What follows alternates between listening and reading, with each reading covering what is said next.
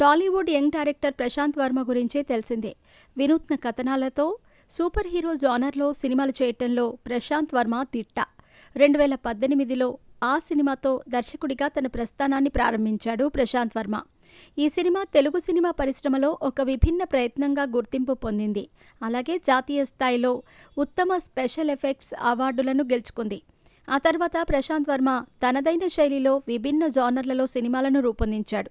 హనుమాన్తో pan India hit కొట్టి బాలయ్య కొడుకును launch చేయటానికి రెడీ అవుతున్నాడు.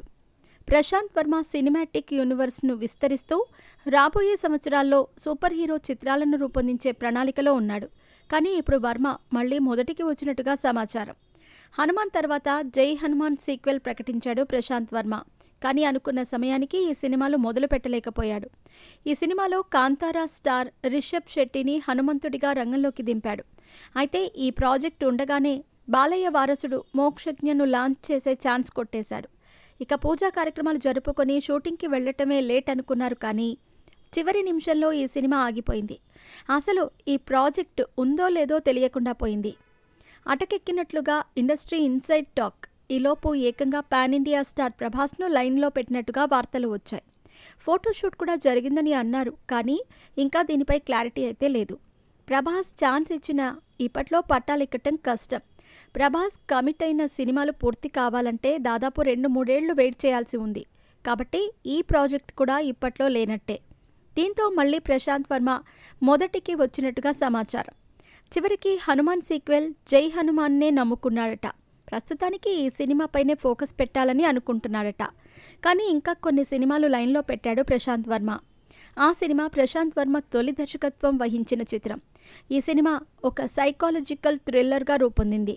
కాజల్ అగర్వాల్, నిత్యా మీనన్, రెజీనా కసాండ్రా వంటి నటీమణులు కీలక పాత్రల్లో నటించారు. ఈ చిత్రం విమర్శకుల ప్రశంసలు అందుకుంది. ఆ తర్వాత కల్కి అంటూ రాజశేఖర్తో ఒక పీరియాడిక్ యాక్షన్ డ్రామా చేశాడు. 1980ల నేపథ్యంలో సాగే ఈ కథలో ఓ గ్రామంలో జరిగే అన్యాయాలను ఎదుర్కొనే ఒక పోలీస్ అధికారి పాత్ర చుట్టూ తిరుగుతూ ఉంటుంది. ఈ చిత్రం మిశ్రమ స్పందనను పొందింది. ఇక జాంబీరెడ్డి తెలుగు సినిమాల్లో మొట్టమొదటి జాంబీ కామెడీ చిత్రంగా గుర్తింపు పొందింది. కరోనా మహమ్మారి సమయంలో ఈ సినిమా విడుదలైంది. తేజ సజ్జా హీరోగా నటించిన ఈ చిత్రం వినోదాత్మకంగా ఉంటూ మంచి విజయాన్ని సాధించింది. ఇక ప్రశాంత్ వర్మ సినిమాటిక్ యూనివర్స్లో భాగంగా వచ్చిన హనుమాన్ సినిమా తెలుగు సినిమా పరిశ్రమలో మొదటి సూపర్ హీరో చిత్రంగా రూపొందింది. తేజ సజ్జా హీరోగా నటించిన ఈ సినిమా హనుమంతుడి పౌరాణిక కథ ఆధారంగా రూపొందింది. ఈ చిత్రం బాక్సాఫీస్ వద్ద భారీ విజయం సాధించింది. ఇప్పుడు జై హనుమాన్ చేస్తున్నాడు. ఇక అధీరా, మహాకాళి సినిమాలు కూడా ప్రశాంత్ వర్మ లైన్లో ఉన్నాయి.